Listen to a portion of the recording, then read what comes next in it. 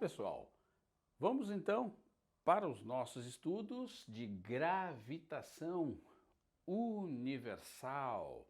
Outro assunto bem interessante, cobrado em provas, onde nós vamos estudar astros, movimentos de corpos celestes e as suas interações. Tudo bem? Então, acho que é um assunto que tu vais gostar bastante e deves dar uma atenção especial. Num primeiro momento, eu começo aqui falando contigo sobre esse contexto histórico de toda a gravitação, né, pessoal? Então, eu destaco para vocês, e evidentemente que depois tu podes fazer uma leitura com um pouco mais de calma sobre esse contexto histórico, que em geral as provas trazem, né, em alguns enunciados, ou então elas até te cobram alguma coisinha. Mas destaco para vocês, nesse introdutório aqui, sobre a teoria do heliocentrismo, onde coloca o Sol, né, no centro do universo, né? E vejam vocês que interessante, planetas e demais corpos celestes, então, orbitando em torno do Sol. Claro que isso foi, pessoal, levantado por Copérnico, né? E este modelo do heliocentrismo, né, graças a observações da época, foi o modelo que eu então coloco aqui para ti num primeiro momento. Evidentemente que tivemos outros modelos, né, que não eram tão interessantes quanto estes, sobretudo no ponto de vista matemático. Tá legal? Mas até destaquei aqui, ó, que os principais conceitos de Copérnico, né, eles apontavam para a Terra girando em torno de si própria como um dos 6 planetas conhecidos orbitando o Sol, né? E aí, claro, coloco para ti os planetas com os quais nós vamos trabalhar: Mercúrio, Vênus, Terra, Marte, Júpiter e Saturno, né? Depois, então, a gente tem lá Urano, Netuno e Plutão. Ok? Então, as distâncias dos planetas ao Sol, né, são frutos de observações, né? E Copérnico, esse grande nome aqui no início do nosso bate-papo, né, também deduziu a velocidade orbital em relação às distâncias que tais planetas estavam do Sol. Depois nós vamos falar sobre isso. Mas, ainda no contexto histórico, pessoal, veja bem, a Igreja Católica, à época, não aceitava muito bem as ideias de Copérnico. Então, eu escrevi para ti que os estudos dele foram refutados pela Igreja Católica, né? E aí, então, o que aconteceu? Muitos dos seus estudos, inclusive livros de Copérnico acerca dessas observações, foram proibidos, né? E então, Giordano Bruno, depois, outro nome, portanto, super importante para tu conseguir te situar, né, reforçou a tese do amigo, então, anterior, né, do nosso querido Copérnico, que eu já estou aqui colocando para ti mais avançadamente, porque, repito, tiveram observações anteriores que não eram tão interessantes quanto esta. Inclusive, né, pessoal, algumas observações propunham Terra como algo plano. E não, né? Sabemos que a Terra, ela não é plana, sobretudo na tua prova. Tudo bem? Então, esse cidadão Giordano Bruno, reforçando a tese do Copérnico, né, de que a Terra não era, como queria a Igreja, o centro do universo, né? Ele, então, além disso, disse que o universo era infinito, né? Teve que sofrer as sanções da Igreja Católica, né? A Santa Inquisição, né? Que colocou ele em fogueira, tá? E levando à morte, portanto, esse cidadão. Só para fazer um paralelo, né? Para que tu entenda aí a ideia de que se tinha antes, né? E a ideia que se tinha depois, fruto de observações. Show? Então, 2 nomes aqui importantes para essa introdução, que, claro, qualquer momento aí de prova vai apresentar para ti esse contexto histórico, fará algumas perguntinhas simples acerca dessa jogada do heliocentrismo, tá? Em contraponto, né, ao que tinha a Terra como o centro do universo, tá bom? Perfeito, gurizada. Agora, o que nos importa muito aqui no estudo da gravitação são as leis de Kepler. E eu já quero começar falando contigo que esse cidadão, o Kepler, foi um grande observador dos astros, dos seus movimentos e catalogou muita coisa, né? Muita coisa observacional. A época foi catalogado por ele. E aí, então, nós temos as leis de Kepler, que são nada mais, nada menos, pessoal, do que, anota aí, leis cinemáticas, ok? O que vem a ser leis cinemáticas, pessoal? São leis que vão tratar do movimento, né? São leis que vão tratar exclusivamente, pessoal, do movimento desses astros, não importando, neste primeiro momento, a causa. A causa nós vamos ver depois, quando entrarmos com a lei lá, que é a lei da gravitação.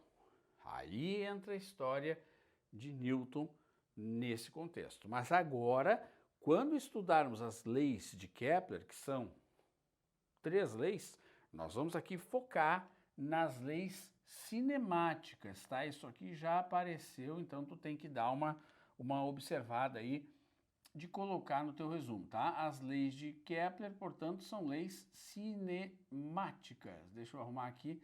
Perfeito? Leis que tratam do movimento desses planetas, tá? Sem preocupar com as causas. E vamos lá? A primeira lei, pessoal, é uma lei teórica, onde tu vais aqui entender comigo, que ela se chama Lei das Órbitas. E o que ela fala, hein, pessoal? A Lei das Órbitas, que é a primeira lei de Kepler, ela fundamentalmente, olha aqui, relatos e observações. Já caiu em prova isso, tá? E esse cidadão, o Kepler, concluiu que a órbita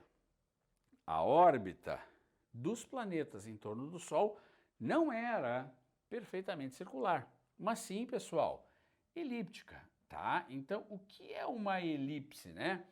Uma elipse é essa figura geométrica aqui, né?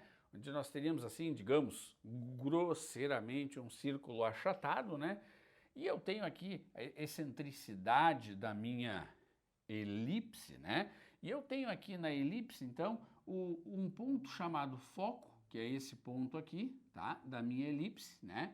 E este outro ponto chamado foco, tá? São os focos dessa figura geométrica chamada de elipse. E o que esse cidadão, então, falou, pessoal? Primeiro, a órbita, a trajetória, né, do planeta ao redor do Sol, muito importante isso, porque vem a confirmar o que falamos lá no início, né? Como o Sol lá, ela não era perfeitamente circular, mas sim elíptica. Notem, na tua prova, ele vai mostrar, às vezes, uma trajetória de um planeta em torno do Sol cuja trajetória é circular. Pode aparecer, sim, em um desenho, uma trajetória circular, pessoal. Mas, pela primeira lei, tu já sabe, tá?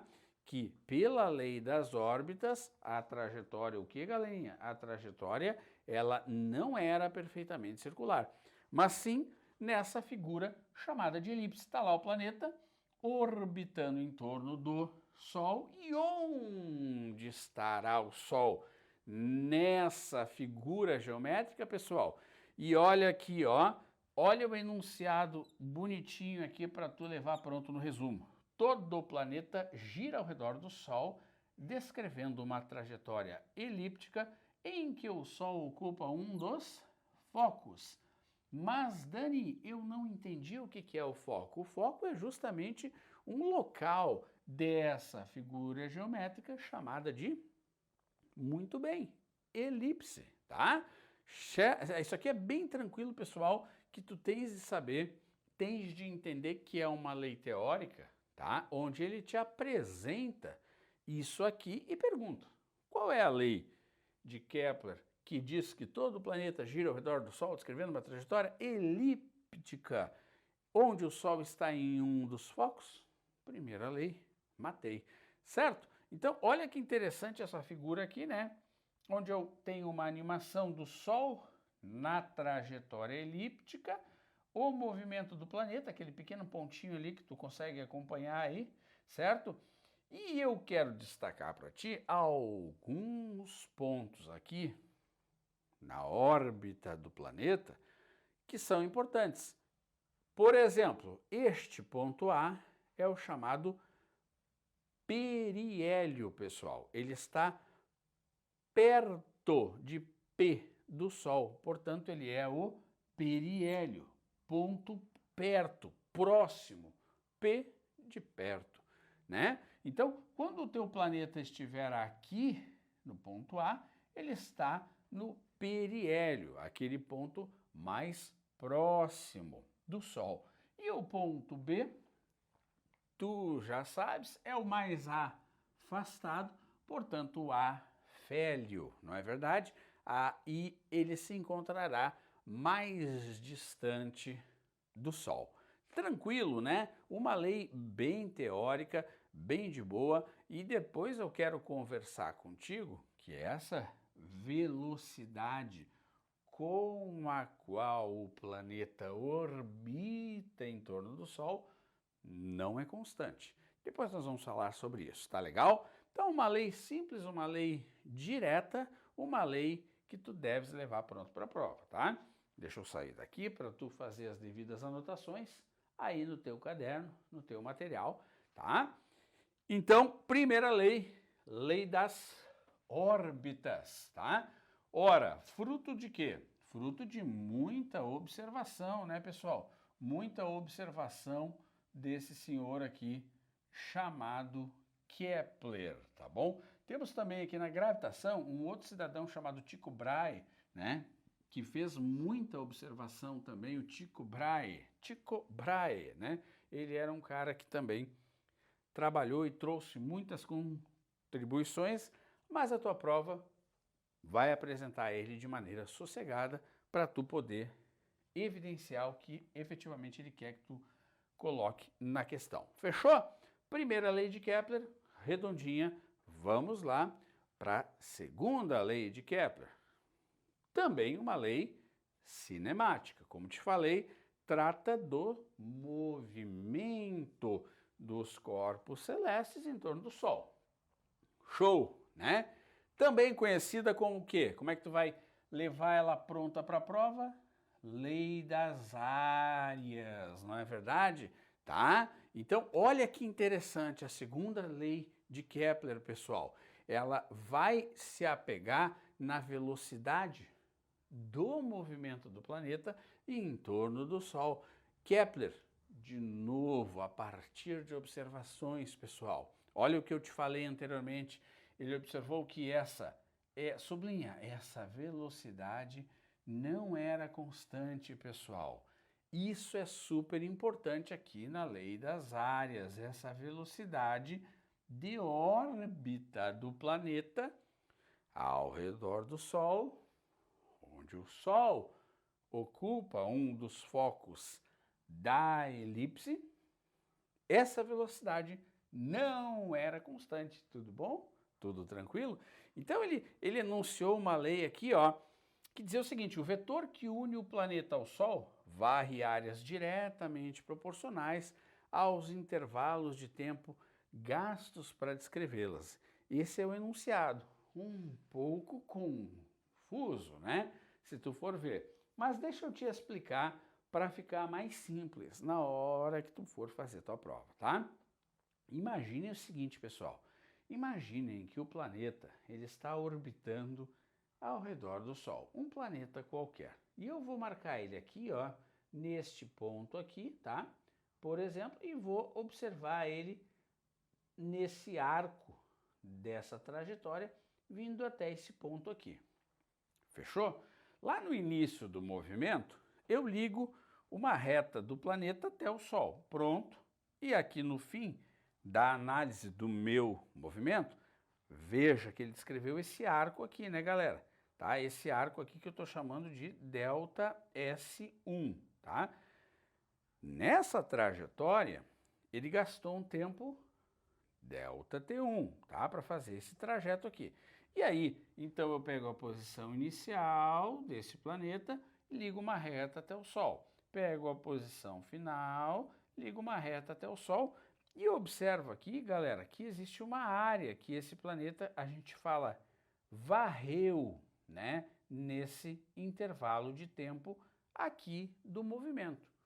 Legal, essa área eu estou chamando de A1, galera.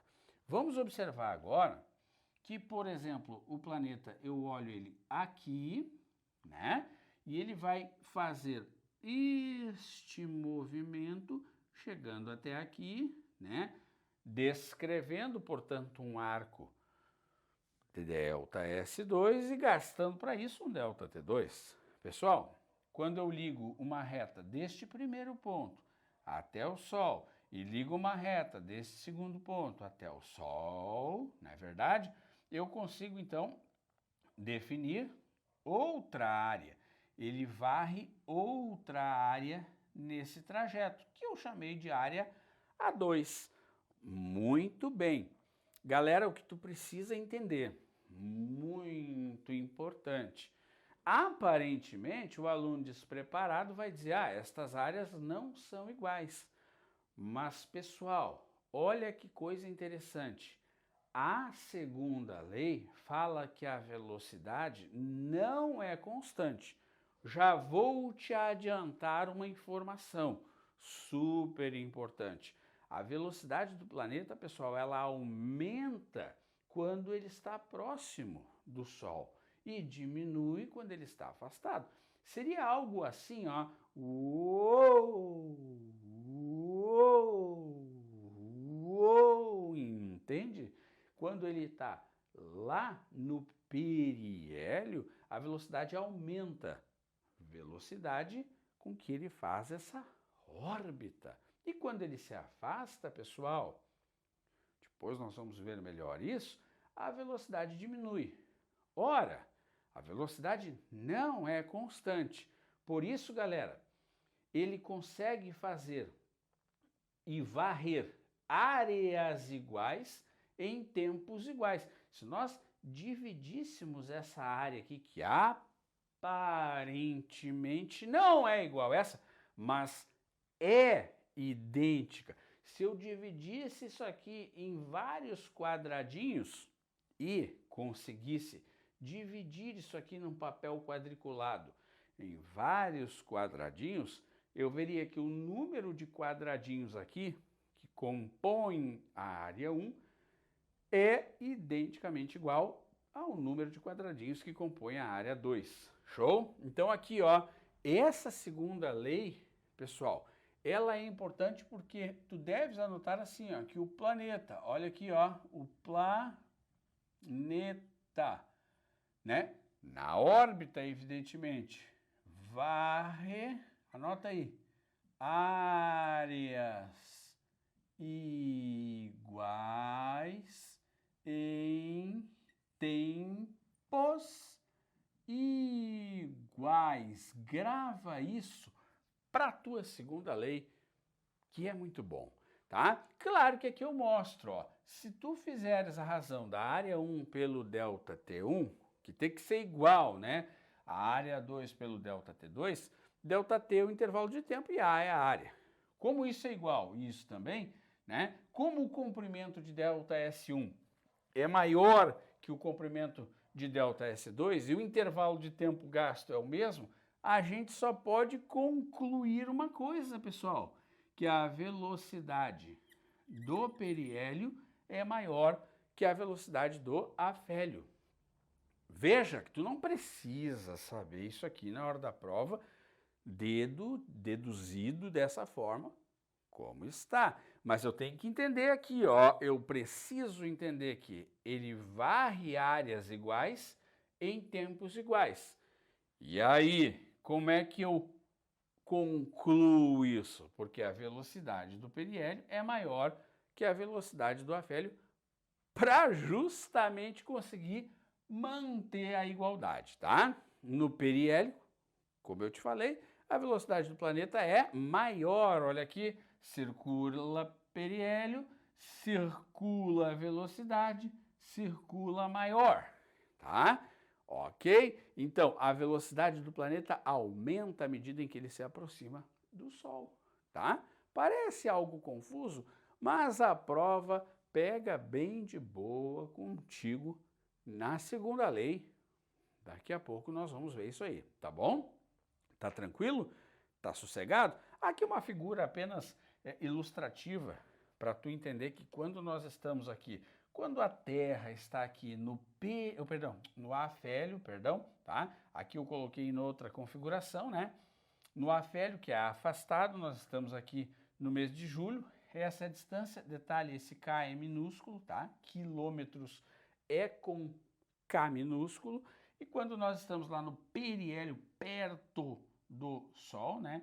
A distância é de 147 milhões de quilômetros com K minúsculo, né? Só para título de curiosidade aí, para tu conseguir entender isso aí. Fechado? Segunda lei está de boa? Então vou sair da tela para que tu possa anotar a segunda lei. Tudo bem? Então aqui uma figura, né, animada ilustrando justamente aí a órbita de um planeta em torno do Sol. Órbita essa que é elíptica, né, pessoal? Como tu bem pode ver, o Sol estando lá em um dos focos dessa elipse bacana, dessa figura geométrica aí, né, sobre a qual a trajetória é executada, e ele varrendo áreas iguais em tempos iguais, tá? Legal? Bem, para fechar, vamos na terceira lei, também uma lei cinemática, uma lei que se importa com a questão do movimento do planeta em torno do Sol, tá? Gente, todas as leis têm um nome, tá legal? E o nome dessa aqui é a lei dos períodos. Mas, professor, o que vem a ser período, né? Qual é a definição de período? Nós já estudamos essa palavrinha lá no MCU, lembra?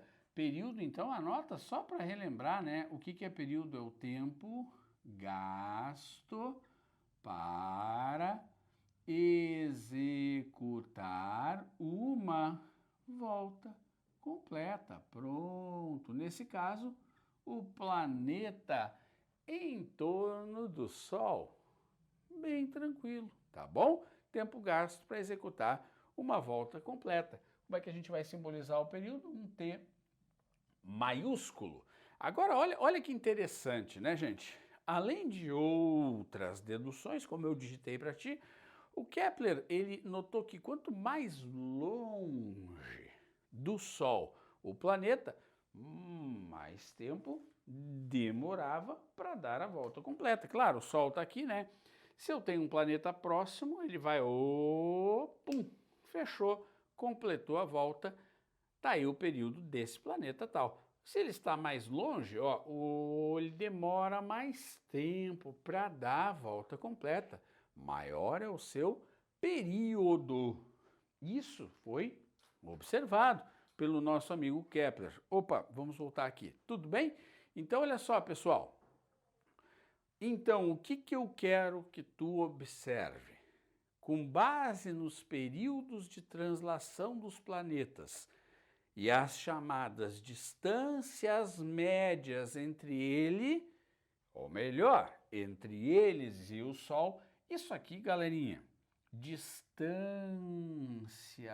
médias entre eles e o Sol é o que a gente vai chamar de raio da órbita, tá? Não te assusta, tá? Ele enunciou uma lei que pode parecer um tanto quanto chata, num primeiro momento, mas vem com Dani.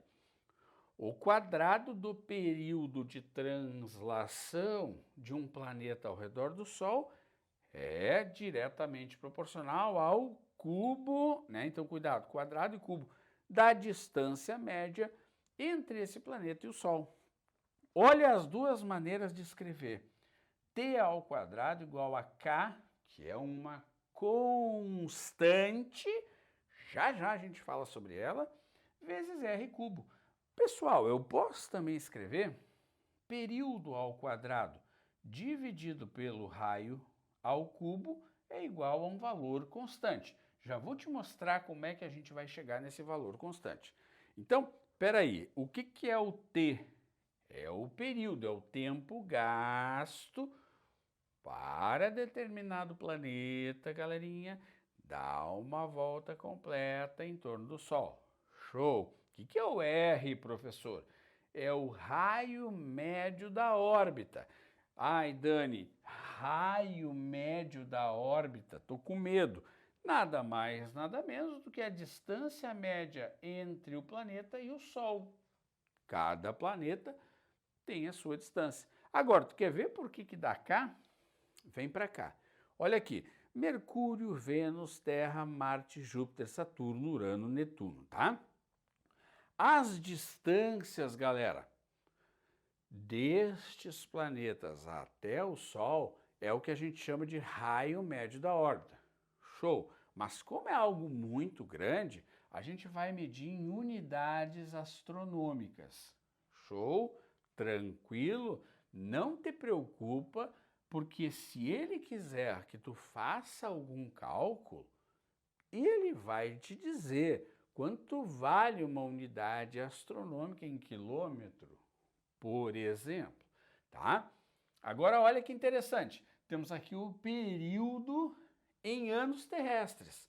Veja que nós estamos comparando, repito, a gente compara, querido, com o período da Terra. Então a Terra é a nossa referência. Olha que legal. A Terra, como ela é a nossa referência para essa brincadeira aqui, olha só que show.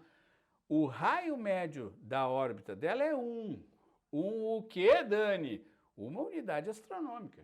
Show. E o ano, hein? Quanto é que é? É 1. O tempo que a Terra leva para dar uma volta completa em torno do Sol é 1 ano, né, pessoal? Agora, olha que interessante.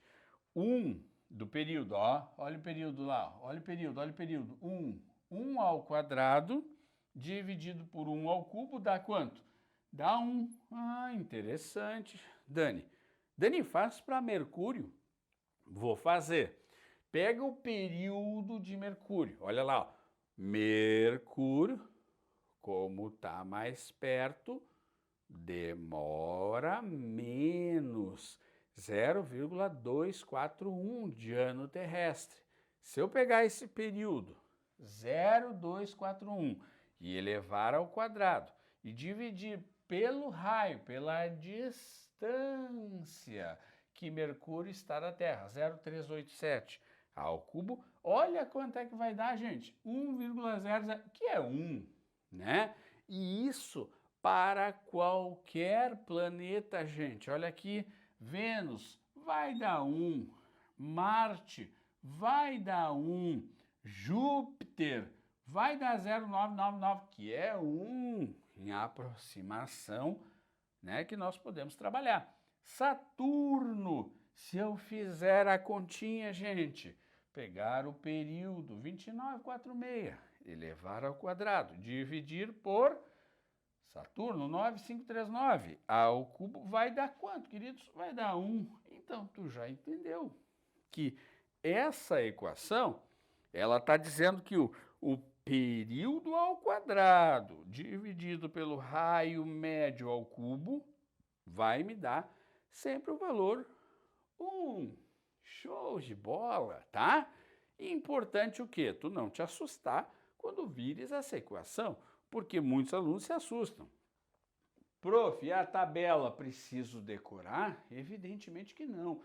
Mas muitíssimo importante, querido, é tu saber que a Terra é o nosso referencial, tá? Ela é aqui, ó, uma unidade astronômica de distância, um bom valor de distância. Show, galera?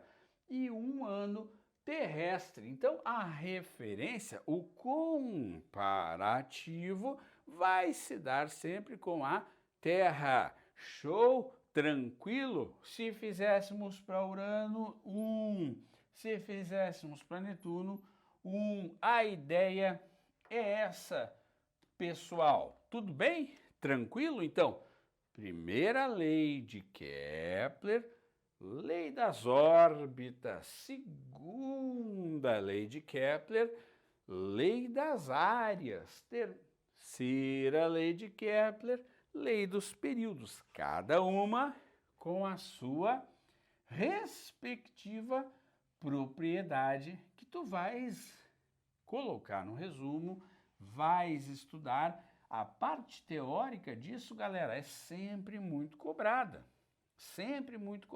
tá?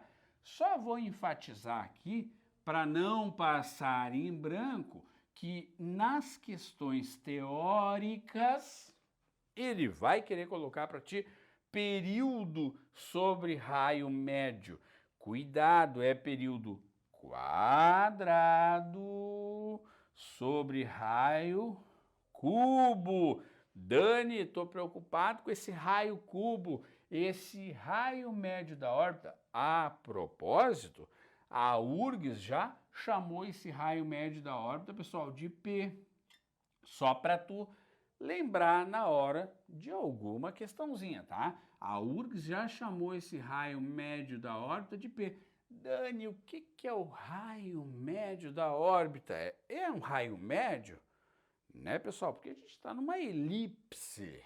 Então, é a distância do planeta até o Sol, a gente fala raio médio da órbita. Dani, e se aparecer na prova um círculo perfeito? Não tem problema, pode aparecer um círculo perfeito, mas em termos gráficos é aceitável, ok? Mas tu sabes que pela primeira lei, o que acontece? A órbita é elíptica. Fechado, gente. Tá tranquilinho? Então, primeira, segunda e terceira lei, destaque aqui para a forma como a federal gosta de chamar raio médio da órbita. Legal? Tu já viu que nós vamos fazer um exemplo aqui, tá? A elipse, na figura abaixo, representa a órbita de um planeta em torno de uma estrela S. Está aqui a estrela S e olha aqui as posições ocupadas pela estrela ao redor, né, do nosso planeta, da estrelinha, tá? S, tá bom? Planetinha em torno de uma estrela S. Os pontos ao longo da elipse representam posições sucessivas do planeta, separadas por intervalos de tempos iguais. Mas olha que legal, intervalos de tempos iguais. Isso me remete, né, galera? Me remete à segunda lei. As regiões alternadamente achuradas, coloridas, representam as áreas, olha que palavra-chave, varridas pelo raio da trajetória nesses intervalos de tempo. A essas alturas, tu já lembrou, né, que a velocidade aqui da órbita desse planeta em torno da estrela, que pode ser o Sol, não é mesmo, galera? Tá? Ela não é constante. Aumenta quando eu me aproximo, diminui quando eu me afasto. Viu que legal? Na figura em que as dimensões dos astros e o tamanho da órbita não estão em escala, o segmento SH... Peraí, professor, cadê o SH? SH representa o raio focal do ponto H e o comprimento, olha só, P. Ah, eu falei que eles gostam de chamar raio como P, né? Então, não te assusta. Quando tu vires P, tu já sabe que esse P se refere ao quê, galerinha? Ao raio médio da órbita. Show, Dani, que bom que tu falou isso. É simples, tá legal? Vamos às perguntas, gente. Deve ter uma série de perguntas inseridas aqui nesse contexto. Tu já notou, não é mesmo? Tem a primeira, tem a segunda, tem a terceira lei de Kepler colocadas aqui para nós. Considerando que a única força atuante no sistema estrela-planeta seja a força gravitacional, nós já vamos estudar ela. Dani, eu preciso me preocupar com a força gravitacional? Por enquanto não. É a força com que o Sol atrai o planeta e o planeta atrai o Sol, tá bom? Mas já já vamos destacar ela. São feitas as seguintes afirmações. Vamos ler, galera? As áreas S1 e S2 varridas pelo raio da trajetória são iguais. Olha aqui, S1 e S2. O que o teu concorrente acha, hein? Não, claro que não. Mas lembra da segunda lei do senhor Kepler? Lembra da segunda lei, gente? O que o professor falou para ti? O planeta varre áreas iguais em tempos iguais, justamente porque a velocidade não é a mesma. Então a 1 é correta, segunda lei, tá bom? Olha a 2, galerinha. O período da órbita é proporcional a raio cubo. Espera aí, Dani. Olha a sacanagem da escrita aqui. O período da órbita. Opa. Tu me falaste, Daniel, que não é período só, né? Olha aqui o que o Dani colocou, ó. O período é a raiz quadrada de kp cubo. Vocês lembram que inicialmente eu escreveria assim, ó, período ao quadrado igual a k vezes p cubo. Se eu tirar o quadrado do tesão, vou colocar dentro da raiz. Então, cuidado, galera. O período ele é proporcional a p na 3/6. Ou o período ao quadrado é que seria proporcional ao raio cubo. Show? Dani, o que está errado na 2, então? É que, gente, o período ele é proporcional ao p cubo? Não, ele é proporcional ao p na 3/6. Ou o período ao quadrado. Show de bola? E a terceira, para a gente fechar. As velocidades tangenciais do planeta, porque como ele está aqui num movimento, né, galerinha, que é um movimento circular, ele tem as velocidades tangenciais dele ao longo dessa trajetória, né? Ele até quer escapar da trajetória, mas não escapa por causa da força gravitacional. Olha que baita informação que o Dani está te dando. O planeta quer escapar pela tangente, mas não escapa, gente, porque tem a força gravitacional. Poxa, baita informação. Faz esse favor, anota isso aí que daqui a pouco eu vou falar de novo, tá legal? Então, olha só, as velocidades tangenciais do planeta no ponto A e H são tais que VA maior que VH. Ô, gente, VA não é perto, não é no periélio. Dani vai escrever, né? Aqui é o periélio, né? E aqui H não é o ponto mais afastado, portanto A félio. O que eu te falei, ó? Uou! A velocidade não é constante e ela aumenta quando a gente está próximo. Então, olha aqui, correta, né? E lembrando que por causa disso, percorre áreas iguais em tempos iguais. Show? Então aqui, ó, 1 e 3 são corretas. Questãozinha bacana, sobretudo por causa dessa 2 aí, tá? Que é bem legal. Vou sair da tela para tu fazer a análise aí com mais critério, anotar, colocar no teu material sem problemas. Legal! Vamos para outra aplicação? Vamos lá então. Considere o raio médio da órbita de Júpiter em torno do Sol, 5 vezes o raio médio da órbita da Terra. Gente, Júpiter, gosto muito desse nome, inclusive, está mais longe do Sol do que a Terra. Eu poderia tranquilamente colocar aqui, ó, que o raio, né, de Júpiter, ele é 5 vezes o meu raio referência, que é o raio da Terra. Legal! Agora olha a baita dica. Segundo a terceira lei de Kepler, como é que eu quero que tu escreva a terceira lei de Kepler? Período ao quadrado igual a K, que é uma constante, é um número 1, show de bola, R ao cubo. É assim, galerinha, que tu vai fazer quando aparecer a terceira lei de Kepler na tua vida e pedirem um algebrismo. Então, gente boa, ele quer o período de revolução de Júpiter. Ele quer saber quanto é que vale o período de revolução de Júpiter em anos. Mas, Dani, por que em anos, Dani? Porque ele toma como referência a Terra. Tá legal? Então vamos aqui de maneira suave e tranquila, né? Olha aqui, o Dani vai apagar aqui, ó. Olha a forma como eu quero que tu escreva. T quadrado igual a K vezes R cubo. Lembrando que muitas vezes esse R é chamado de P, né? Então, olha só.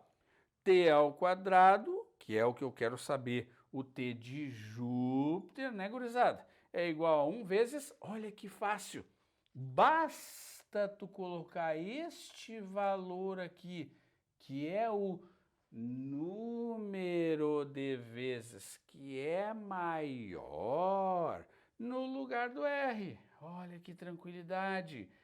Botei o K1, né, porque o K é sempre 1, e o R, gente, eu peguei aquele número de vezes lá e coloquei aqui, 5 ao cubo.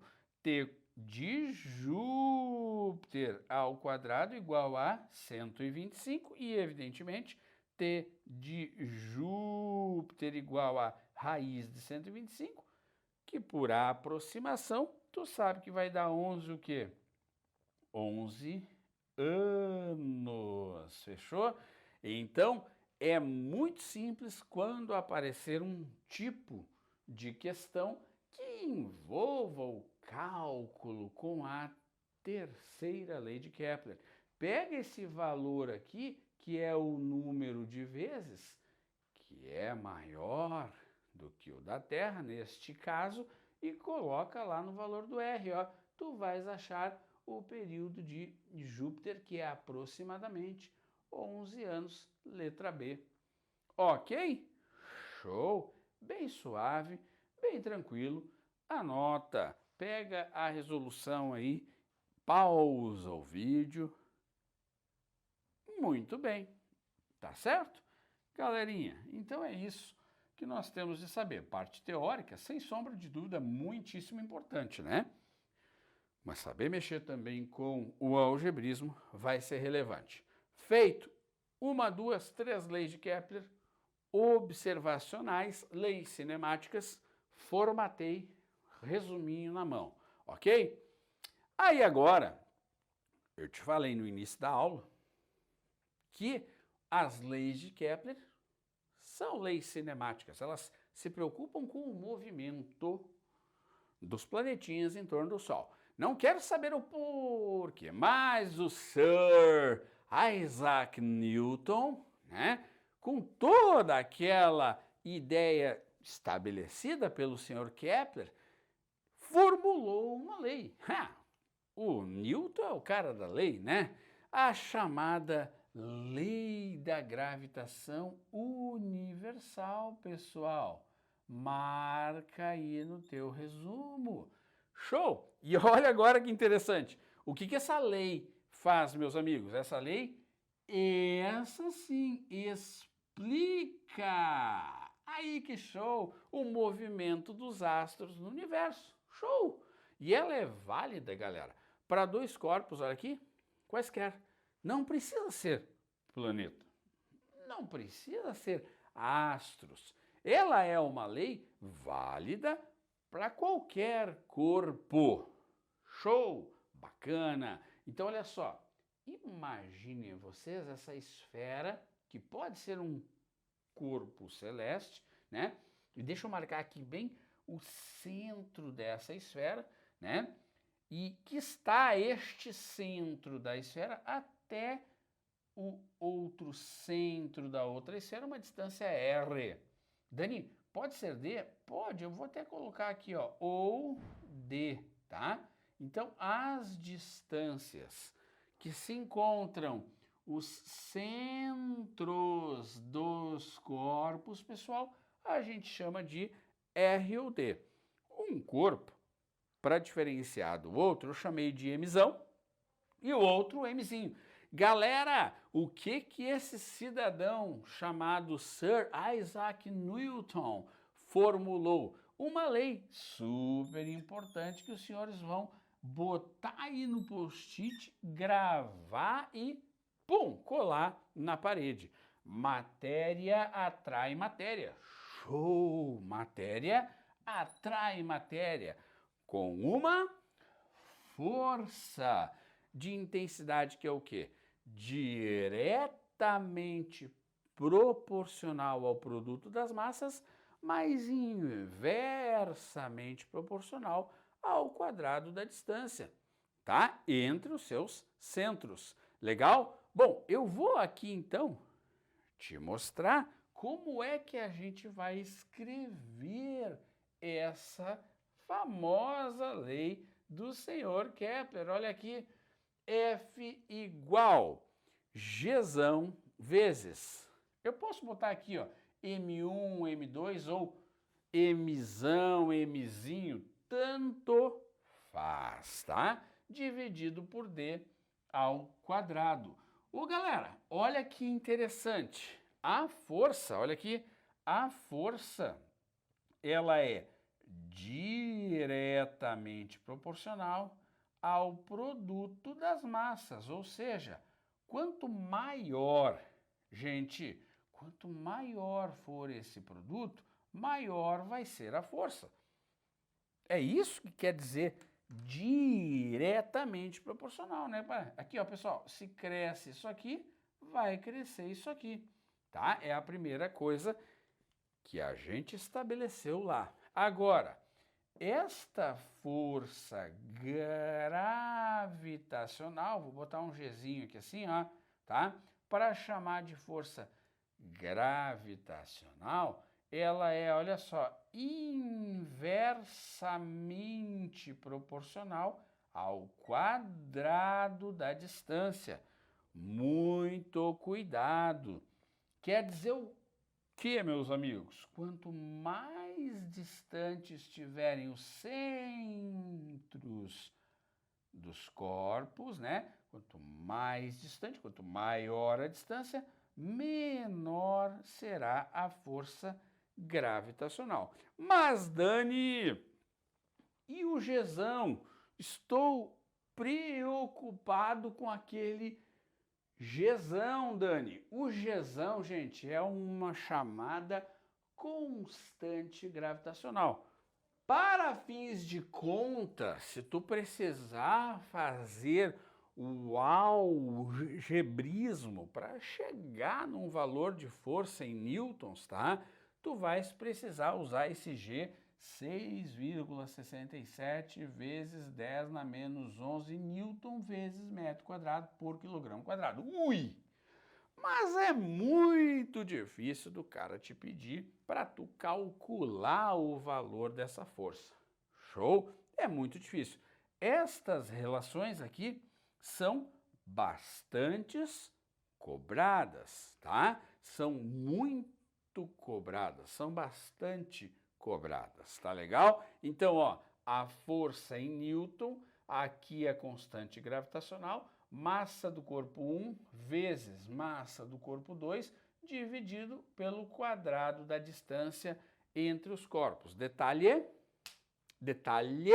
muitíssimo importante importante, muitíssimo importante, essa distância é desde os centros dos corpos ou planetas. Show de bola? Bacaninha? Então eu vou botar um FG aqui de força gravitacional, só para tu saber. Vamos destacar algumas coisas relevantes? Vamos destacar? Vamos lá então. Olha só, algumas propriedades que estão escritas aqui. Eu só vou ler contigo para tu formatar no teu resumo aí. Primeiro, tudo isso já caiu em prova. Tudo isso já foi cobrado em prova, tá? A força gravitacional trocada entre dois astros é um par de ação-reação. Opa! Muito importante, galera, muito relevante. Então, se a Terra atrai o Sol atrai a Terra.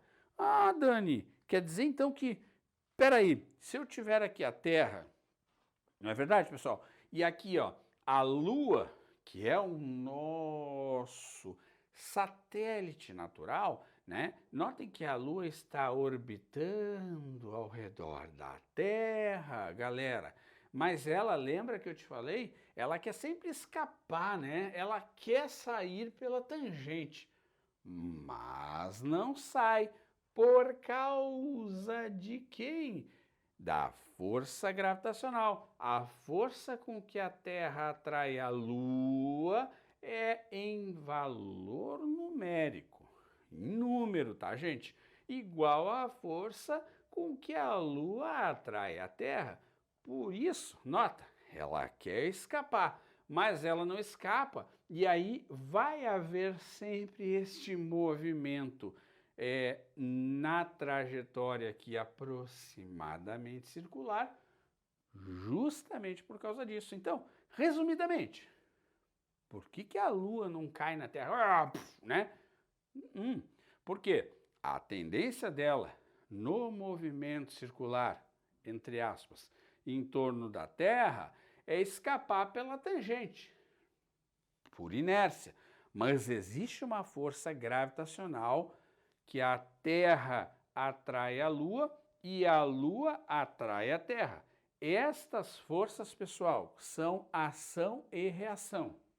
São iguais em número. Vamos colocar aqui, ó, ação e reação. Essas forças, elas são, galerinha, iguais em módulo.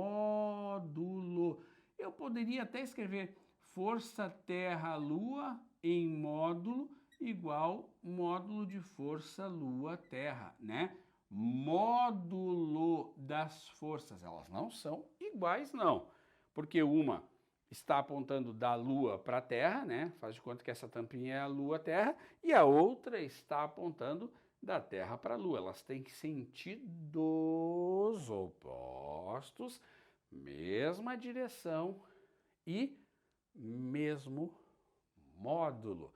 Tá legal? Pô, aproveita essa dica, ela é uma dica importante, tá? Certo? 2. A determinação da força gravitacional pode ser calculada para dois corpos quaisquer. Não precisa ser astros. Pode ser aqui um planeta ou outro planeta. Pode. Mas pode ser um corpo e outro corpo. Aí tu vai dizer, ai, professor, quer dizer então que tu está atraindo a tela e a tela te está atraindo? Estou, mas como as nossas massas são muito pequenas, galera, né? Neste âmbito aqui a força é irrisória, é muito pequenina. Isso aqui é para corpos muito massivos. Show de bola? Então, pode ser que eu me depare com isso no exame, na prova de vestibular, com massas de planeta, força de atração grande, massa de planeta é muito grande, né, galera? E pode ser que eu me depare com isso com dois corpos quaisquer, uma laranja e uma melancia. Evidentemente que eu não vou notar, não vou evidenciar essa atração, porque as massas são infinitamente menores do que se toma como um padrão. Tá legal? Mas não é necessário que sejam dois 2 astros. Leva pronto. Terceira, a força gravitacional é sempre de atração, né? Uma força que atua à distância, né? Nunca repulsiva. Então, essa lei é uma lei de atração, onde os módulos serão iguais, mas os sentidos são opostos. Fechou? Para a gente terminar aqui, ó, a constante gravitacional, esse valor de G que se porventura a prova te pedir, aluno, calcula um valor de força, tu vais ter que colocar aqui, juntamente com as massas em quilograma e com as distâncias em metro, aí, galera, tu usa esse valor, caso contrário, tu não precisa usar. Tudo bem? Então, essa constante gravitacional, olha aqui, apresenta sempre o mesmo valor. Não importante se tu está lá no vácuo, quando observarmos 2 astros, ou aqui na Terra, quando observarmos a laranja próxima da melancia. Tudo bem? Legal. E a quinta e última, que eu acho super importante, quero que tu marque esta quinta, quando calculamos a força-peso. Dani, eu não lembro. Força-peso é um produto de massa vezes aceleração da gravidade. Quando calculamos a força-peso de um corpo em certo rastro, por exemplo, vou pegar essa tampa de caneta, que tem uma massa M, e eu estou aqui próximo da Terra, né? É fato que se eu soltar a tampinha, ela cai por causa da força-peso. Quando eu calculo a força-peso de um corpo em um certo astro, o que tu está na realidade calculando?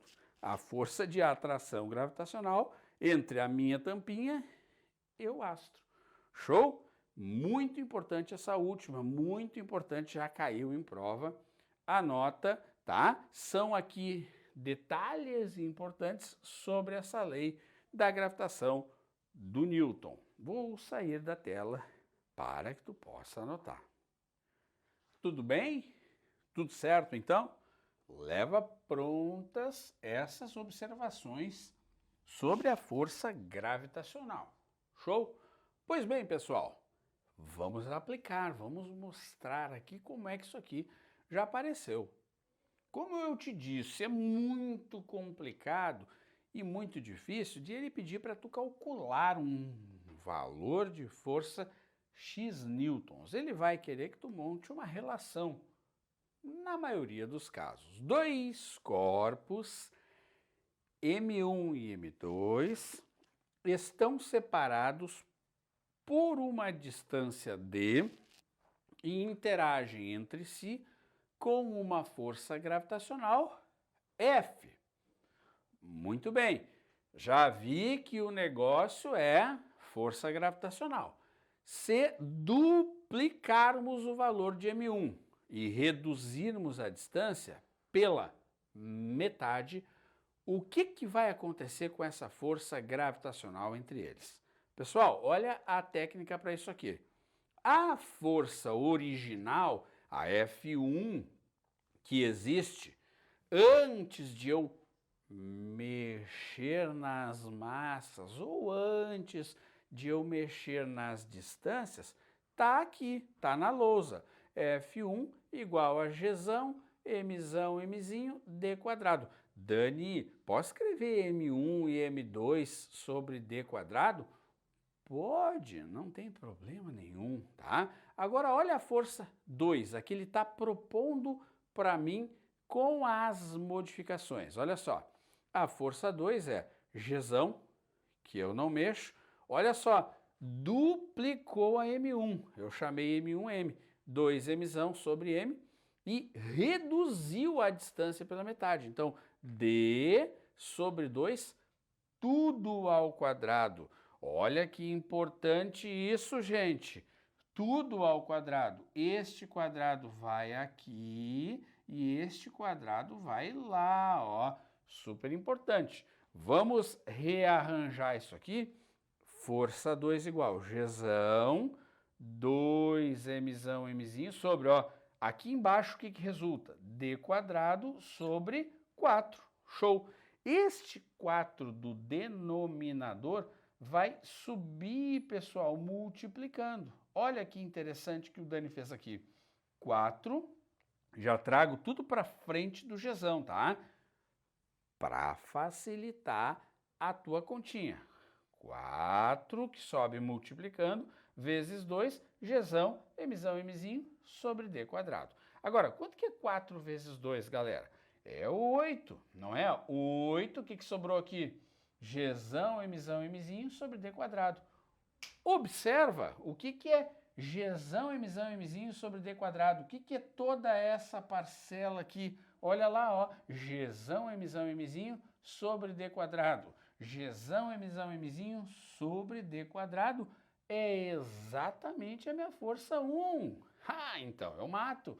Quer dizer que é 8 vezes a minha força 1. Portanto, aqui, letra D de dado. Fechou? O que tu não pode esquecer? Em hipótese alguma, que o D, quando tiver uma redução da distância, né, pessoal? O D vai todo ele ao quadrado. Então, D sobre 2, ó, deu D quadrado sobre 2 ao quadrado, que é 4, e este denominador sobe multiplicando. E lembra, todo o resultado da multiplicação vem para frente do Gzão, para que eu consiga visualizar ao final quanto é aquele parâmetro lá. Tudo bem? Eu estou saindo aí da lousa para que tu possa anotar, né? Para que tu possa pausar o vídeo com calma e tranquilidade. Muito bem, certo, galera? Então tá aqui uma aplicação da lei do senhor Newton, que envolve essa atração entre dois corpos. Show de bola? Campo gravitacional, pessoal. Chegamos aqui num ponto muito importante do nosso estudo da gravitação. O que é o campo gravitacional? Tu bem sabe, eu já dei o exemplo, né? Se eu, por exemplo, pegar uma massinha qualquer próxima a esta região da Terra, chamada de campo gravitacional, e eu abandonar, ela rumo ao solo vai. Ela é atraída para o centro do planeta, né, gente? Maneira fácil de entender. Mas olha aqui uma definição, entre aspas, né? O campo gravitacional criado por um astro consiste na região, pinta isso aqui, na região de interação gravitacional que esse astro gera ao seu redor. Tá vendo aqui, ó? Coloquei nossa Terra ali com essa justamente representação ali, ó, do campo gravitacional. O papel desse cara é bem simples, né? Atrair qualquer massa para o centro do planeta. Existe campo gravitacional na Lua, né, galera? Que é um pouco menos intenso do que o nosso aqui da Terra. Show de bola? Então, olha que deduçãozinha bacana aqui, ó. Na figura, Mzão é a massa de um astro, tá? E G é o campo gravitacional. Então, seria que assim, a massa de um astro, né? E G aqui, o campo gravitacional. Colocando um corpo de massa M na região, lembra que eu te falei? Se tu colocar um corpozinho de massa M aqui, ó, vai ou não vai atuar aqui sobre esse corpinho de massa M a força-peso? Vai ou não vai? Vai, puxando esse corpo para o centro do planeta. Mas por que, Dani, que esse corpinho de massa M é atraído para o centro do planeta?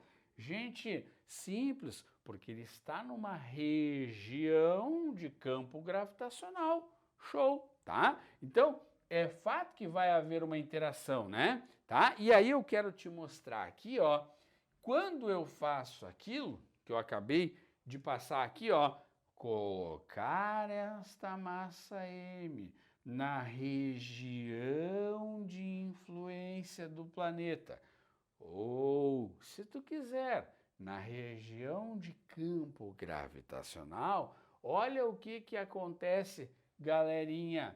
É exatamente o que eu vou te mostrar aqui, ó. A força gravitacional. Lembra que nós vimos lá no caso 5, gente? Nós vimos lá no caso, bem visto no caso 5, tá? Vou colocar aqui, ó, para tu entender. Lembra que eu falei que era importante? A força gravitacional é igual ao peso. Quem é a força gravitacional? Gzão, Mzão, Mzinho, D ao quadrado. Dani, mas está R. Não tem problema. E quem é a força-peso? É massa vezes gravidade. O que é que eu faço aqui com a massinha M? Eu corto com requintes de crueldade. Sobrou o que então, gente? Que o cálculo do meu campo gravitacional é Gzão, Mzão sobre D ao quadrado ou sobre R ao quadrado, tá bom? Pessoal, claro que algumas provas gostam e chamam isso aqui de aceleração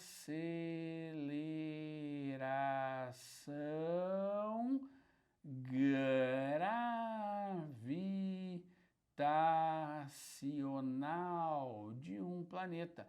Marca isso, gente.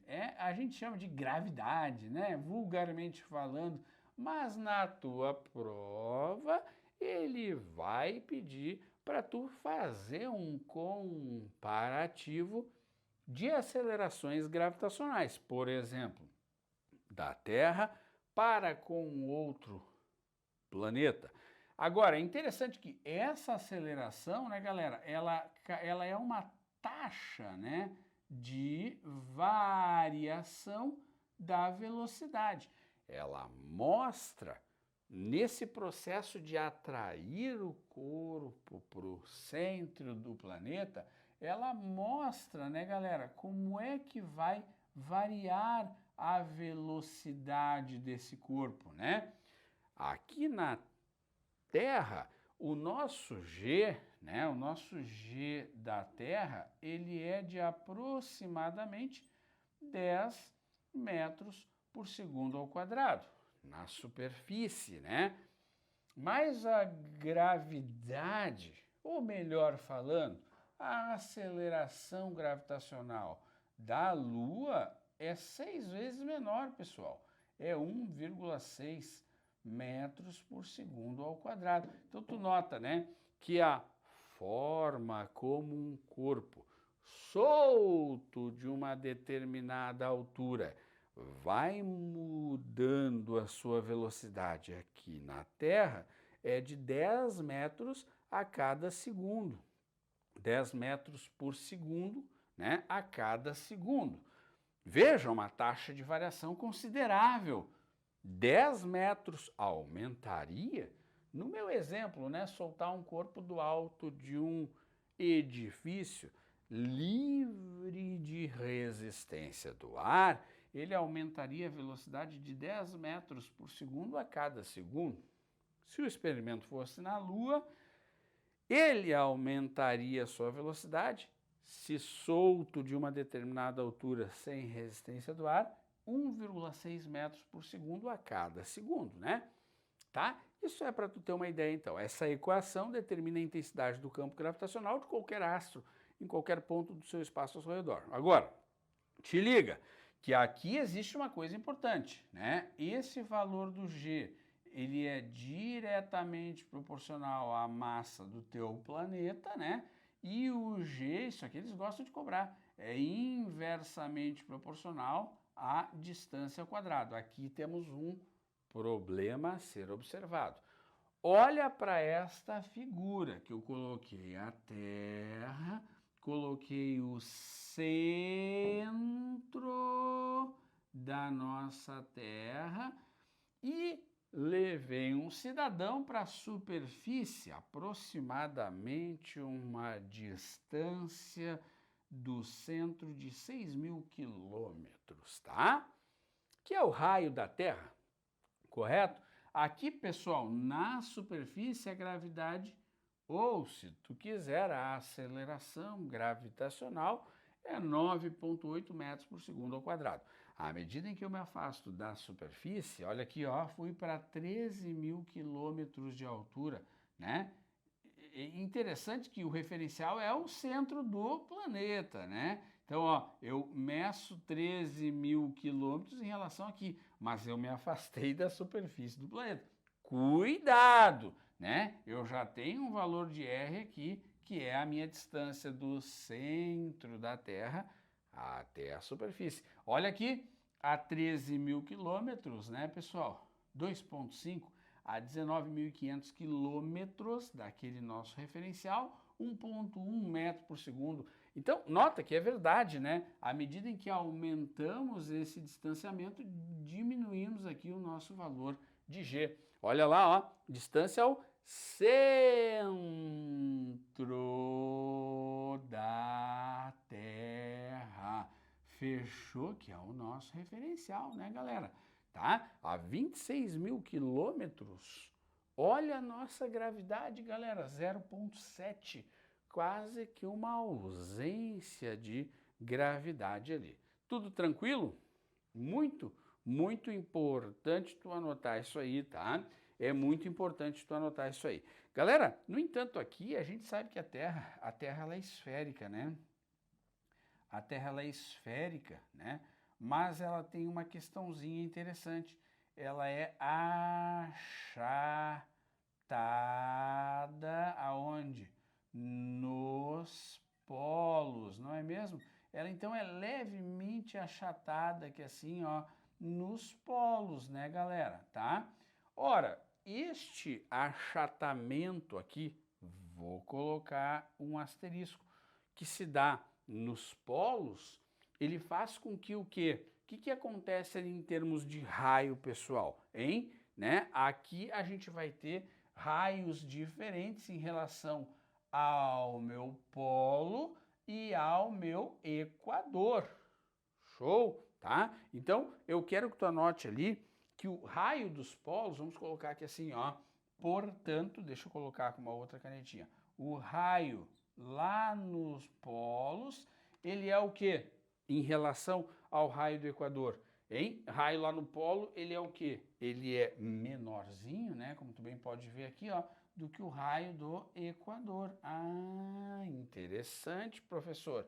Olha aqui, o raio lá no polo, ou se tu quiser nos polos, é menor do que o raio no Equador, pessoal. Tá legal? Ora, se o raio é menor, né, eu posso então concluir que a minha gravidade, isso já caiu em prova, hein? A gravidade, ela é máxima, falando grosseiramente, né, nos polos, galera. Olha que interessante, né? No polo é menor o raio, então é maior, e a nossa gravidade, ela é mínima aonde? No Equador. Isso já caiu em prova e é legal aí tu anotar, fechou? Porque pode aparecer de novo. Então, anota, registra a partir desta expressão, sempre tomando o nosso ponto como centro da Terra. Tá legal? Deixa eu sair da lousa aqui para tu fazer essas anotações aí. Tá bem? Da nossa querida gravidade, ou se tu quiser, campo gravitacional, mas como mais aparece em provas, né? Aceleração gravitacional é o que mais comumente aparece em prova. Show? Então tá. Olha aqui, vale observar essas questões, tá? Gente, feito isso, deixa eu apagar aqui para limpar a nossa tela. Vamos adiante. Olha agora. Super importante. No exterior do planeta. Como é que eu vejo a minha gravidade? Está aqui o meu planeta de massa m, está aqui a minha distância, né, desde o centro até qualquer ponto fora do planeta, então eu tenho uma altura h. Então a minha gravidade aqui é Gzão, Mzão, R ao quadrado. Dani, pode ser D? Pode. No entanto, galera, no interior do planeta, veja só, quando eu saio daqui e vou até aqui, por exemplo, eu estou me afastando do centro. Daqui a pouco eu pego e vou até aqui, me afastei mais um pouco do centro. E aí vou até lá a superfície. Mas notem que eu estava no interior do planeta. Ó, à medida em que eu me afasto do centro deste planeta até o valor do raio, galera, a minha gravidade aumenta com a distância que é o chamado raio. Vou de novo para tu entender. Pensa que eu estou dentro do planeta. Então, eu estou aqui, tá? Eu tenho lá 0. Agora eu, ó, me afastei um pouco do centro, ó, me afastei. Então, eu já tenho um valorzinho aqui de distância, tá? Um Rzinho 1 e tenho um valor de gravidade 1.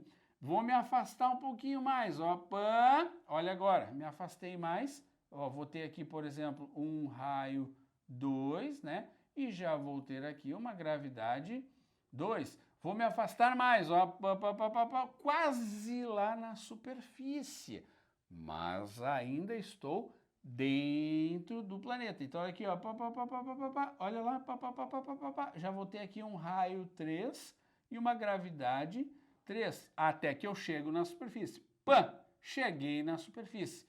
Então, ó, quando atinge o valor R, é a gravidade da superfície.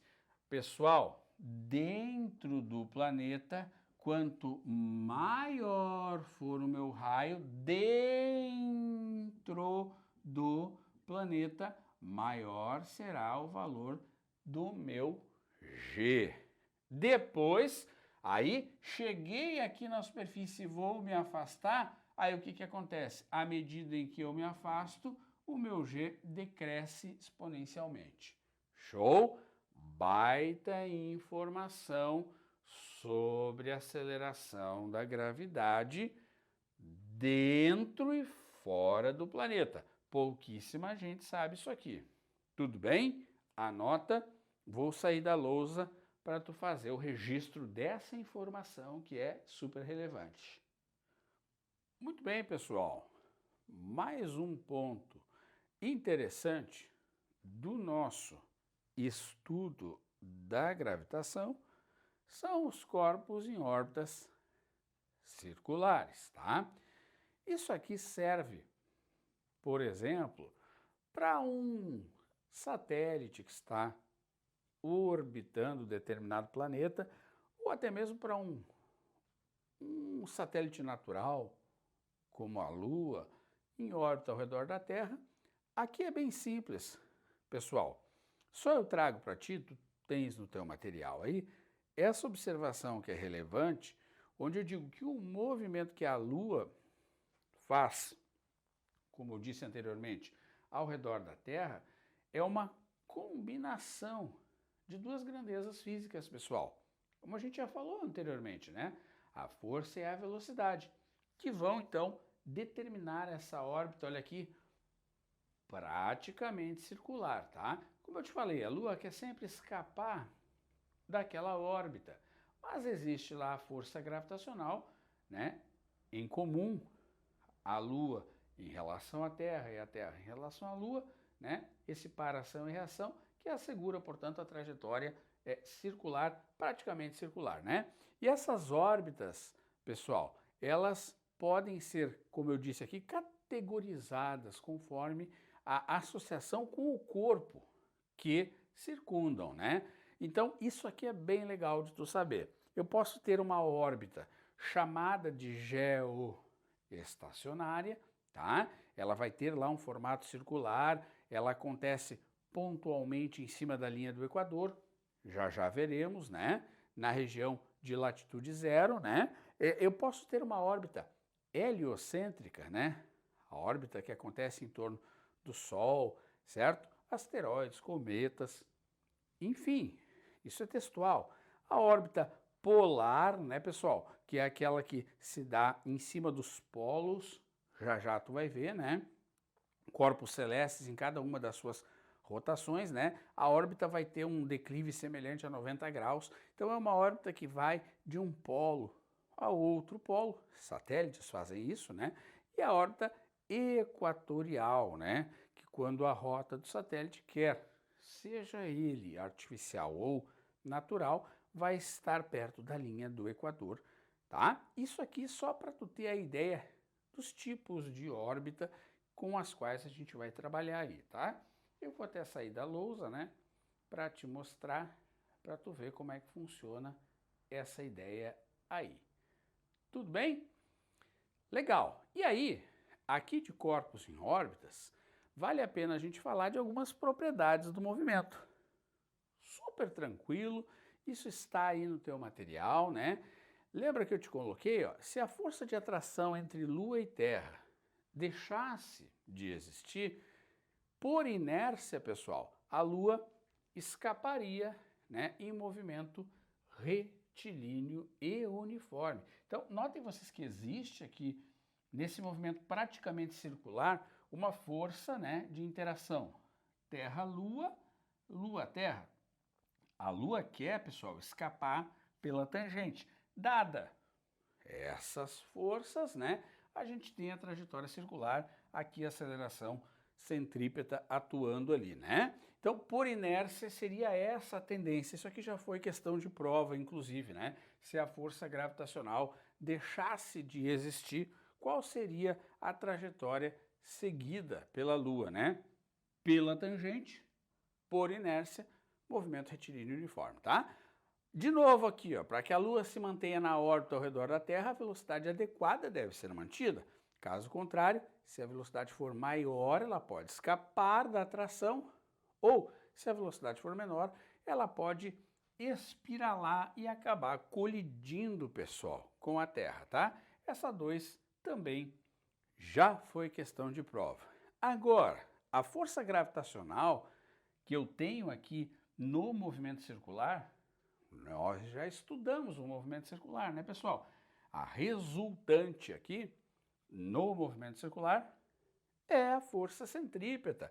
Mas quem está fazendo o papel de força centrípeta aqui, pessoal? Então eu faço primeiro uma dedução onde eu igualo a força peso, né, a força centrípeta, corto as massas m e obtenho a velocidade aqui com que eu tenho esse satélite orbitando, portanto, raiz de RG, tá? Essa variável g minúsculo, você sabe muito bem que é o campo gravitacional, né, da órbita do corpo de massa m. Show! Agora eu faço aqui uma outra dedução muito importante, onde eu digo que a resultante centrípeta, que existe no movimento de um corpo em órbita circular, ela é nada mais, nada menos do que a força gravitacional. Então, quem é a força centrípeta, pessoal? mv ao quadrado sobre r.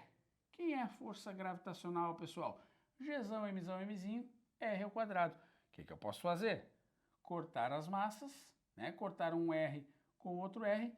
O que é que sobrou? Sobrou, galera, a velocidade do corpo em órbita. Isso aqui é super importante. Olha só, velocidade de corpos em órbita, tá? Vejam vocês que essa velocidade, ela não depende da massa do satélite. Vamos anotar aqui, ó, não depende da massa do satélite. Isso aqui é super importante, pessoal. Só depende da massa do planeta. Show? Anota. Isso é bem relevante na hora da tua prova. Falou em corpos em órbita, eu posso calcular essa velocidade como raiz de RG, tá? A partir da igualada aqui que eu fiz da força centrípeta com o peso. Aliás, o peso é quem está fazendo o papel de força centrípeta, né? Ou eu posso igualar a força gravitacional à força centrípeta, ou seja, a força gravitacional fazendo o papel de centrípeta, e obtenho essa equação super importante para corpos em órbita, onde, grifa, não depende da massa do satélite, só da massa do planeta. Show de bola? Beleza, anota aí. Muito bem, pessoal. Então, vamos agora para um tópico chamado de velocidade de escape, também exigido em algumas provas, tá? O que é que isso vem a ser, né? Notem que quando jogamos um objeto para cima, ele atinge um ponto de altura máxima e volta. Correto? Isto é o que comumente fazemos, né? Mas eu mostro para vocês aqui uma espécie de canhão, e este canhão faz lançamentos de um determinado projétil com determinadas velocidades. Então, pessoal, primeiro lançamento, esse lançamento aqui, pum, A. Segundo lançamento, pum, B. Terceiro lançamento, este aqui, C. Quarto lançamento, esse aqui, D. Quinto lançamento, esse aqui, E. Notem que os lançamentos fictícios ali, né, daquele canhãozinho, foram modificando a sua velocidade à medida em que eu te propunha para analisar o lançamento A, B, C, D e E. Pessoal, o que é a velocidade de escape? Um corpo pode ser lançado da superfície da Terra, ok? Para nunca mais voltar. Sim, isso seria possível, né? Claro que contrariando o que a gente sabe e estuda, né? Que tudo que sobe desce. Calma lá, nem tudo, né? Um corpo pode ser lançado da superfície da Terra para nunca mais voltar. Detalhe, sem propulsão. Para que isso, no entanto, aconteça, pessoal, ele deve ter uma velocidade que lhe permita escapar daquela atração gravitacional do próprio planeta, certo? Essa velocidade, galera, com que eu conseguiria lançar o corpo para ele escapar da nossa atração gravitacional, a gente chama de velocidade de escape. Show! Algumas provas já cobraram isso. Detalhe, isso não pode ser propulsionado, não pode ser um veículo propulsionado, tá, pessoal? Isso aqui é um lançamento com uma certa velocidade. Bom, como é que eu calculo esta velocidade de escape? Essa dedução que eu vou te mostrar agora aqui, ela está baseada na conservação de energia mecânica daquele corpo que eu estou lançando com uma velocidade grande, diga-se de passagem, já já tu vais ver uma tabelinha, para que ele escape da atração gravitacional do planeta e não mais volte, como comumente acontece quando a gente joga uma laranja para cima, ela atinge uma altura máxima e volta. Eu quero que isso não ocorra. Pessoal, vou te mostrar aqui como que eu chego na equação da velocidade de escape a partir do seguinte: a energia mecânica num ponto P, que é a superfície, tá? Ela é igual à energia mecânica lá no infinito. Show? Tranquilo? Então, olha só. A energia mecânica desse ponto P é igual à energia cinética mais energia potencial nesse ponto P. Lá no infinito eu tenho energia cinética no infinito mais energia potencial no infinito. Acontece que quando ele atingiu um ponto chamado infinito, aqui nós vamos ter o seguinte, ó, energia cinética no ponto P aqui é massa velocidade de escape, estou falando da superfície, né? Mais a energia potencial que ele não tem, porque na superfície ele não ganhou altura ainda em relação ao lançamento. Agora, o que tu deves, pessoal, entender aqui e meio que aceitar, porque demanda um recurso de física superior, é que lá no infinito esse carinha vai parar. E a sua energia, pessoal, a sua energia aqui, ó, que nós vamos ter potencial no infinito, ela é negativa, tá, galera? Então, olha só, a energia cinética, que é massa, velocidade de escape ao quadrado sobre 2. E aqui, ó, menos, porque esse valor aqui, lá no infinito, a gente chama de menos. A energia potencial do infinito seria menos Gzão, Mzão, Mzinho sobre R. Isso é igual a zero, pessoal. Tá? Este valor aqui, ó, então ele passa para cá negativo. Ora, eu igualando os dois termos da equação, a energia cinética aqui da superfície com a energia potencial lá do infinito, eu chego nessa expressão aqui, galera. Tu não precisa fazer a dedução, mas cortando as massas m minúsculo, né, do corpo que nós estamos lançando, a gente isola a velocidade de escape ao quadrado, né, como sendo 2 vezes Gzão m sobre r, tira a raiz e aqui está a nossa expressão da velocidade de escape, pessoal. Ou seja, a velocidade com a qual eu preciso lançar, não pode ser um veículo propulsionado, isso já caiu em prova. A velocidade com que eu preciso lançar um corpo para que ele escape da atração gravitacional desse planeta, eu calculo com 2 Gzão Mzão sobre R apenas, tá bom? Notem que não depende da massa do corpo, e sim da massa do planeta, tá legal? A dedução, tu não precisa decorar, não precisa anotar, só para te mostrar que esta velocidade de escape eu calculo a partir da conservação da energia mecânica. A energia mecânica na superfície e a energia mecânica lá no infinito, onde esse corpo vai chegar. Tudo bem? Anota a expressão lá, que é muito importante, ó.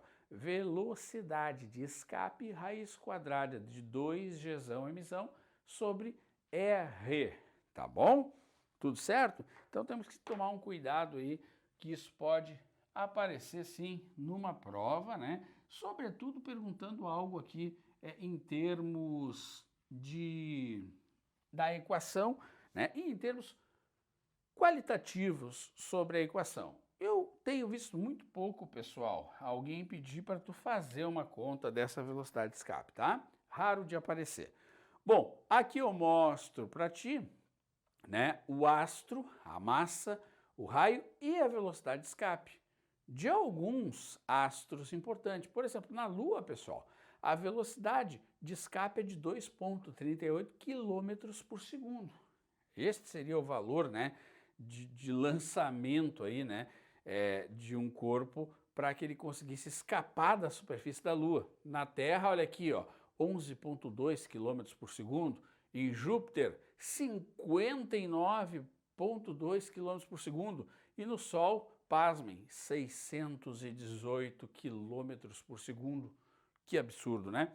Claro que aqui um desenho, né, pessoal, que é um desenho ilustrativo, né? Porque a gente sabe que não pode ser propulsionado, tá? Então, a velocidade de escape, ela se dá igualando a energia cinética do corpo que eu estou lançando, né? Com a Gzão, Mzão, Mzinho sobre R, que seria aquela energia lá no infinito. Tá bom? Tudo bem? Beleza! Último tópico aqui que eu quero conversar contigo sobre os satélites geoestacionários. Tu te lembra que agora há pouco nós falamos sobre alguns tipos de órbita, pessoal, né? E um destes tipos de órbita era uma órbita chamada geoestacionária. O que significa, pessoal, geoestacionária? Significa, por exemplo, que um satélite vai estar orbitando ao redor de um planeta, né? Mas sempre estacionado sobre o mesmo ponto do planeta. Ora, como assim? Eu vou te dar um exemplo aqui. Imaginem vocês que a minha mão é a Terra e ela gira em torno do seu eixo.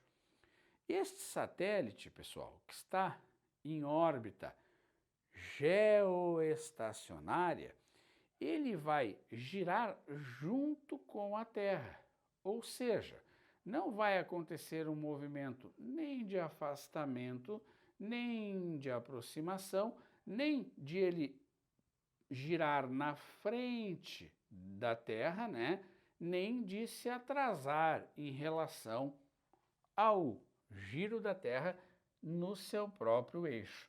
Quer dizer, pessoal, que esse satélite aqui, que é um satélite geoestacionário, que está numa órbita equatorial, pessoal, está no plano equatorial, aproximadamente 36 mil quilômetros do centro da nossa Terra. Enquanto a Terra gira, ele está girando junto, pessoal. Portanto, ele está em repouso relativo. Ele está em repouso em relação à Terra. Por isso que chamamos de geoestacionário. Veja, a Terra girando aqui, ele não vai nem mais para frente, nem atrasado em relação ao giro da Terra. Ele acompanha o giro da Terra sob o seu eixo. Portanto, queridos, ele está estacionado acima de um ponto do Equador, que é de aproximadamente 36 mil quilômetros, tá? Então, quer dizer, algumas coisinhas legais aqui é que este satélite geoestacionário, anota aí, ele tem o mesmo período da Terra, correto, pessoal? Ótimo! Ele tem o mesmo, ou eles, né, têm o mesmo período da Terra. Ele está estacionado sobre o mesmo ponto do Equador, ali naquele eixo, ok? O satélite fica normalmente, pessoal, a uma altura de aproximadamente 36 mil quilômetros. Essa posição permite que ele faça observações de toda a face da Terra de maneira contínua. Em geral, satélites geoestacionários são usados aqui, ó, grifa, meteorologia, comunicação, transmissão de imagens, TV por assinatura, tá? Comunicação militar. Ele está no plano equatorial, tá? A gente pode dizer que esses satélites aqui, eles têm também a mesma velocidade, o quê? Angular do que a nossa Terra. A velocidade angular, que é a taxa de variação do ângulo central no decorrer do tempo, tá legal? Então são coisas bem relevantes aqui que tu deve levar pronto, tá? Mesmo período da Terra, mesma angular dela. Então, galera, por isso que este satélite está em repouso em relação à Terra, tá? Terra girando aqui no seu eixo, né? Imagina aqui a minha mão girando no eixo e o satélite aqui girando junto. Beleza? Quando falamos também de órbitas, nós falamos de uma órbita chamada órbita polar, né? E alguns satélites são satélites chamados de órbita baixa polar, muito importantes também no estudo dos satélites, pessoal. O que diferencia o órbita baixa polar de um geoestacionário? Ora, primeira coisa, o geoestacionário, galera, ele está no plano do Equador. E o órbita baixa polar, ele está no plano aonde? Na órbita dos polos, correto? Enquanto um é no plano do Equador, o baixa polar está aqui na órbita o quê? Dos polos. Super importante. É uma órbita baixa. Pessoal, o geoestacionário propriamente dito, 36 mil quilômetros lá do centrinho, ó. Este aqui ficam cerca de 670 quilômetros de altitude, bem mais baixo, né? Então, eles, pessoal, nessas órbitas polares, né? Ele circula o planeta várias vezes por dia, diferentemente do geoestacionário, que tem o período igual ao período de rotação da Terra, 24 horas. Tá legal? Agora, o órbita baixa polar, meus amigos, ele circula várias vezes por dia. Então, ele é capaz de enxergar a superfície terrestre até 2 vezes por dia, tá? Essa é a diferença básica de um geoestacionário para um órbita baixa polar. Tranquilo? São coisas que estão aqui nessa tela que a prova costuma perguntar, certo, galera? Então, geoestacionário sempre no mesmo ponto em relação a um ponto da Terra, não ocorre nenhuma aproximação, nenhum afastamento, e o órbita baixa polar bem mais baixo na órbita do nosso polo. Tá legal? Anota isso aí, por favor. Bem relevante. Certo? Teoriazinha completa. Estou aqui te repassando o que tu deve sublinhar, marcar aí no teu material. Não tem problema, porque ele não pede para tu calcular absolutamente nada aqui. E claro, ele pode fazer um paralelo aí com um MCU, com alguma coisa do gênero, que é bom sempre estar em dia com esses conceitos. Tá legal? Para fecharmos aqui, eu te mostro a figurinha, a animação disso, né? Ali nós temos a Terra e temos o geoestacionário, né? Mesmo período de rotação da Terra, mesma velocidade angular, tá? Sempre estacionado sobre um ponto lá na Terra. Em relação a um ponto fora da Terra, ele está em movimento, mas em relação à Terra, ele está em repouso, leva pronto. Em relação à Terra, ele está em repouso, porque ele está girando junto, não há nem taxa de afastamento, nem taxa de aproximação. Tá legal? Imponderabilidade, galera. Esse tópico é bem legal, bem interessante. Aqui a gente mostra os tripulantes da Dragon, né, da Dragon X, chegando na estação internacional, né, espacial, sendo recebidos pelos astronautas lá, e tu nota que eles estão meio que flutuando, né? Interessante, olha lá, aquela flutuação. Quero ler contigo o texto porque ele é mais claro do que qualquer explicação. Quando a resultante das forças externas e internas de um corpo for zero, estaria a situação de gravidade zero, ou como é conhecido pelos físicos, em um estado de imponderabilidade. Pela mesma razão, numa astronave que gravita em torno da Lua ou da Terra sem qualquer propulsão, não se nota força e o astronauta sente um estado de levitação. Provas de vestibular, galerinha, perguntam como chama esse estado de levitação a que o astronauta está sujeito numa estação espacial como esta, por exemplo. A gente chama isso de imponderabilidade. Quando a resultante das forças externas e internas de um corpo for zero, estaria em uma situação de gravidade zero, ou como é conhecido, em um estado de imponderabilidade. Não se notaria força, não se notaria força e o astronauta sente essa levitação. Show! Bacana! Mas olha essa tela. Em uma nave espacial em órbita em torno da Terra, os seus ocupantes terão a grifa com o professor, sensação de ausência de peso. Essa, pessoal, sensação de ausência de peso experimentada pelos tripulantes é o que a gente chama de imponderabilidade. Super importante. Tu viu no quadro anterior eles flutuando com uma sensação. Agora, olha este texto que eu coloquei para ti. Isto não significa que inexista a força gravitacional, mas apenas que ela está exercendo o papel de resultante centrípeta necessária para mantê-los em órbita.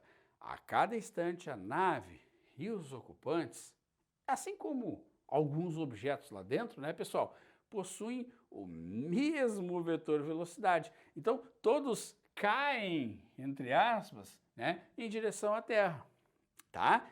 Vejam vocês, isso não significa que não existia força gravitacional. Olha aqui, dois modelinhos simples para a gente entender a imponderabilidade, ou seja, essa sensação de ausência de peso, chamada imponderabilidade experimentada pelos astronautas lá na Estação Espacial Internacional, tá? Pessoal, quando os objetos estão apoiados no chão, eles são pressionados contra o chão. Lembra? Há uma pressão contra o chão. Para as pessoas, isso cria uma sensação de peso. Ótimo. Inclusive, nós já vimos isso aqui no elevador, né? Aquelas diferenças de compressibilidade, quando o elevador sobe, quando o elevador desce, nos dando essa sensação de falta de peso. Quando uma pessoa estiver em queda, sem tocar em uma superfície de apoio, isso foi questão de prova, ela não sente nenhuma compressão. Galera, isso cria uma sensação de ausência de peso. É o que eles estão experimentando aqui, portanto, dentro da nave espacial. Tá legal? Isso é só tu saber o que é a imponderabilidade, quando ela aparece, certo? Isso tu levar pronto para a tua prova. Aqui, então, ó, eu já destaquei para ti essa questão muito importante dessa levitação com esses dois quadros que tu deve levar pronto. Show de bola? Beleza, então. Com isso fechamos a parte de gravitação. Mas vamos ao último exercício? Vamos lá, então. Aqui, pessoal, assinale verdadeiro ou falso para a gente passar régua nessa aula. Um objeto colocado em uma altitude de 3 raios terrestres acima da Terra sofrerá uma força gravitacional 9 vezes menor do que se ele estivesse na superfície. Espera aí. Um objeto colocado em uma altitude de 3 raios terrestres acima da superfície da Terra. Superfície da Terra, temos aqui o raio da Terra. Show! Esse objeto, ele está colocado 3 raios acima da superfície. Então, vamos lá. Olha só, aqui foi um raio, porque tu te lembra que a gente começa a medir a partir do centro. Legal. Mas ele disse que são 3 raios da superfície. Então, um raio, né, da superfície, deixa o professor colocar aqui, um raio da superfície, mais um outro raio da superfície, né, distante da superfície, que é o nosso ponto aqui, mais um outro raio distante da superfície. Ou seja, o meu objeto estaria aqui. Ah, o meu objeto estaria ali. Aonde? A 3 raios da superfície. A equação me diz o quê? Que a força é Gzão, Mzão, Mzinho sobre D quadrado. Vem para cá. Isso quer dizer, galera, que se a distância é D até o centro do planeta, eu tenho uma força F. Se a distância é 2D, eu tenho uma força F dividido por 4, porque é o inverso do quadrado. Já vimos isso? 3D, olha aqui, uma F sobre 9. E o aluno, opa, ele está a 3 raios, eu vou ter F sobre 9. Cuidado! Porque eu começo a medir a partir da onde, galera? Do centro do planeta. Então, na verdade, aqui eu tenho 4 R's em relação ao centro. Quando eu tiver 4 vezes a distância, eu vou ter uma força reduzida à 16ª parte. Portanto, isso aqui é falso. Ok? Super relevante. Começo a medida a partir do centro. Anota isso aí, galera. Isso é muito importante. Tá bem? Vamos para 2? O módulo da força gravitacional exercida sobre um objeto pode ser calculado por meio do produto da massa desse objeto e do módulo da aceleração da gravidade. Olha o que ele está dizendo, que a força-peso, né, pode ser calculada pela massa vezes a aceleração da gravidade verdadeira. Tudo bem? Certo? Bacaninha, né? Anota aí que isso aí é bem relevante, tá, pessoal? Muito bem. Objetos em órbitas terrestres não sofrem ação da força gravitacional. Que isso? Está errado. Falso. Claro que objetos em órbitas sofrem ação da força gravitacional, não é mesmo? Aquela força de atração, que serve tanto para objetos em órbitas como para corpos quaisquer. Show! E a última, se a massa e o raio terrestre, se a massa e o raio forem duplicados, o módulo da aceleração da gravidade na superfície terrestre vai cair pela metade. Ora, vamos ver aqui, aceleração da gravidade, Gzão emissão, sobre R ao quadrado. O que ele disse? A massa e o raio foi duplicado. Então, nós vamos ter uma outra gravidade aqui, ó. Gravidade de linha igual Gzão, não mexo nele. Agora, vou duplicar a massa, correto? E vou duplicar o raio. Então, vou botar aqui, ó, 2R, tudo ao quadrado. Perfeito, galera? Como é que eu faço essa conta?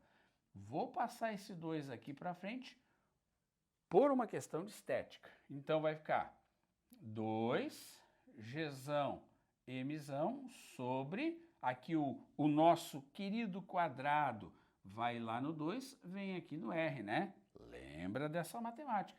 4R ao quadrado. Show! Então, a nossa gravidade nova, em função de eu ter duplicado a massa e duplicado o raio, eu vou ter outra gravidade. Dá para dividir esse 2 por 4? Dá, né? Dá 1/4 de Gzão emissão sobre R ao quadrado. Mas, pessoal, curiosamente, quem é Gzão emissão sobre R ao quadrado? Olha aqui, é a nossa gravidade na Terra, né? Que a gente toma como referência. Portanto, a nossa nova gravidade vai ser quanto? Vai ser 1/4 da nossa gravidade da Terra, que vale, a gente sabe bem, 10 metros por segundo ao quadrado, né? Se eu quisesse dar um valor. Então, é 1/4 da nossa gravidade inicial. Ou seja, ela não se reduz à metade, né, pessoal? Ela vai o quê? Se reduzir a quanto? A 1/4, está certo? Isso aí, tudo bem? Então, ela vai se reduzir a 1/4, não é verdade, galera? Pronto, então essa aí é o quê? Esta aqui é falsa, né? Ele disse que se reduziria à metade, né? E a gente tem aqui 2/4, que é 1/2. Ah, não, perdão, é 1/2, desculpa, perdão, 1/2, perdão, 1/2, galera, tá? Então é verdadeiro, perdão, tá? Olha só, aqui, né, vai ficar dividido 2 por 2 dá 1, né? E dividido 4 por 2 dá 2, desculpa, né? Tá? Corrigido aí, então.